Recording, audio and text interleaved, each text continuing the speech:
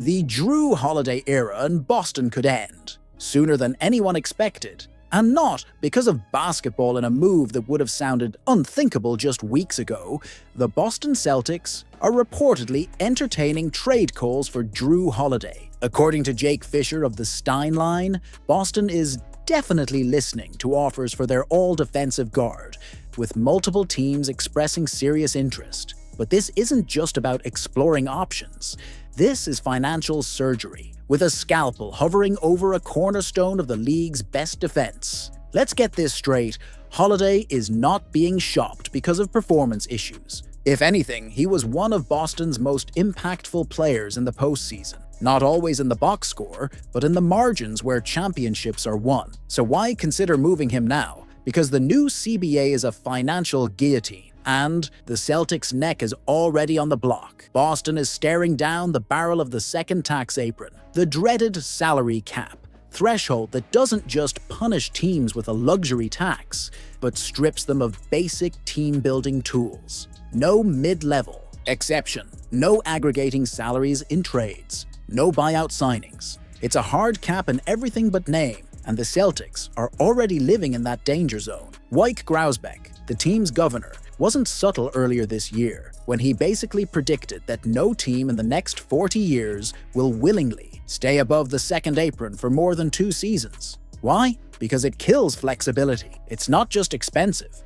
it's handcuffs. Boston's been there for 2 straight years. Stay there a third, and the consequences compound in devastating ways. Jrue Holiday, who recently signed a $135 million extension that runs through the 2027-28 season, is set to make $32.4 million next year. That's not a minor line item. It's an anchor dragging Boston deeper into cap hell. And with Jayson Tatum's impending supermax extension about to detonate the payroll further, something's gotta give. So why Jrue? Why not someone else? Because he's movable, he has value, he's a known commodity with championship DNA and elite defensive pedigree. Teams want him. Try saying the same for other high-salary players around the league. Holiday's trade value could be near its peak, especially with contenders looking for playoff-proven leadership in the backcourt. And here's the uncomfortable truth. Boston already has a succession plan. Derek White has quietly become one of the best two-way guards in the league, and he's younger and cheaper. Peyton Pritchard,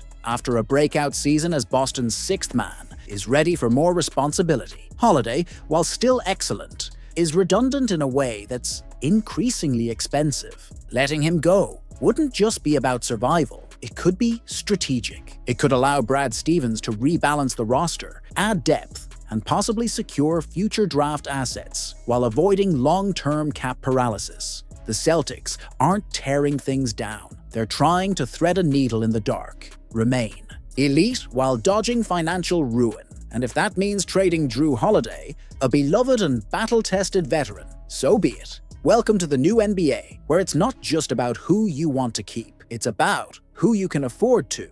One of the NBA's most seismic names heading into the offseason is none other than Kevin Durant. And make no mistake, his time in Phoenix may be hurtling toward a dramatic end. After 2 straight playoff collapses and an organizational blueprint that's now burning under the weight of its own financial recklessness, the Suns look like a franchise stuck in reverse with the gas pedals slammed down. This isn't just about postseason failure. The Suns are staring down the barrel of the NBA's harshest financial penalties, positioned to breach the second apron of the luxury tax for the 3rd consecutive season. That's not a soft cap violation. That's full-on economic sabotage. In a league where the new CBA punishes deep-pocketed teams with a medieval brutality, Phoenix is essentially handcuffed. They can't aggregate salaries. They can't sign buyout players. They can't move freely at the deadline. They're boxed in with no flexibility and no depth. And that's why the league-wide expectation is simple.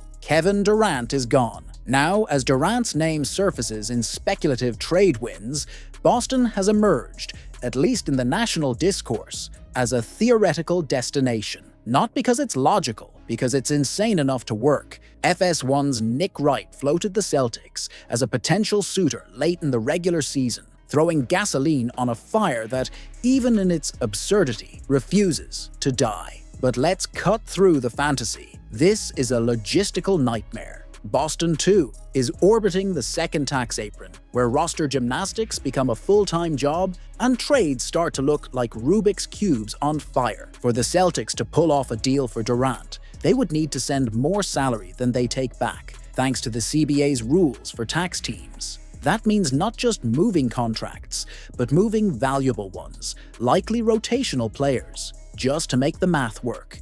And that's before you even get to the Suns' demands. Phoenix isn't looking to rebuild, they want to retool, and fast. So a deal where they ship out Durant only makes sense if they somehow land enough talent and save money, an absurdly narrow needle to thread.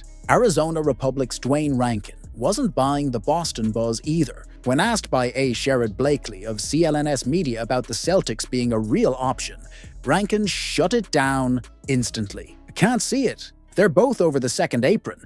You can't add people. I mean, if it happens, it would be insane. But I just don't see it. And he's right to be skeptical. Durant is owed a jaw-dropping $54.7 million next season alone. That's a salary slot that warps the cap sheet like a black hole. The only way to offload him is to find a team desperate or brilliant enough to completely reshape its identity around a 36-year-old superstar who still plays like an MVP when healthy. So, could Boston make a move? Technically, yes. Realistically, only if Brad Stevens wants to ignite the most volatile offseason in Celtics history. It would mean sacrificing depth, reconfiguring the team's identity, and taking a massive risk on a player whose presence guarantees headlines, but not necessarily harmony. The question isn't just, can the Celtics trade for Kevin Durant? It's, should they blow up a contending team to bet on one of the most talented but enigmatic players of his generation? Because if this happens, the league won't just be watching, it'll be shaking.